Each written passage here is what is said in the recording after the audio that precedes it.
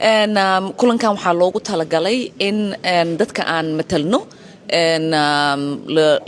la dawaangeliyo waxyaalihii aan ka soo maqalnay dadkii oo aan xafiisyadeenna soo wacay wixii aan ognahay dadkeena dawladda u shaqeeyo in ay ogaadaan sharciyada waddanka cadaaladooda waxa ay tahay inaynan cabsoonin waxaan kaloo ku dawaangelinaynay in dadka ay bannaanka u soo baxaan oo dadka dariskooda iyo walaalahooda ay difaacaan waa waqti adag aan ku jirno haddii aan reer Minneapolis iyo reer Minnesota aan nahay wax kaliya oo saameynaya ma aha haddii aad tahay Soomaali ama qaxooti tahay waxaan aragnay dad waddanka ku dhashay oo cadaan ah oo la xiray oo saacado maalmo ama wiigyo xirnay marka waa u wada baahannahay annaga oo dhan inaan isla wada shaqeyno oo iska warhayno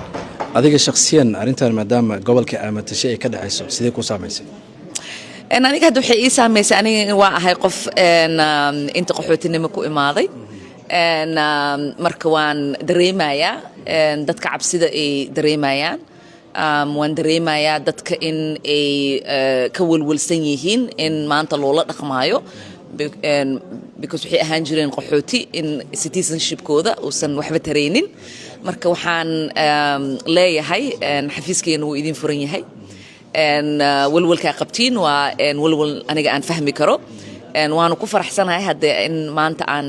ilaahay fursad ii siiyey oo maanta noola soo weeraray in aniga xafiis aan idin fadhiyo oo aad xafiiskayga la soo xiriiri kartaan haddii caawinaad u baahan kartiin instruction actiga ee madaxweynaha uu ka dhawaajiyey sidee u aragtaa waa wax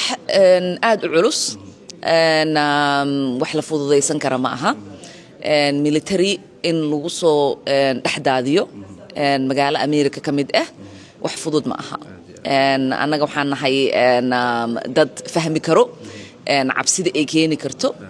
markii militariga waddanka dadkii shacabka loo adeegsado marka waxaan leenahay wax kasto aan isku dayi karnaa isku dayaynaa inaan taas dhicin waa mahadsantahay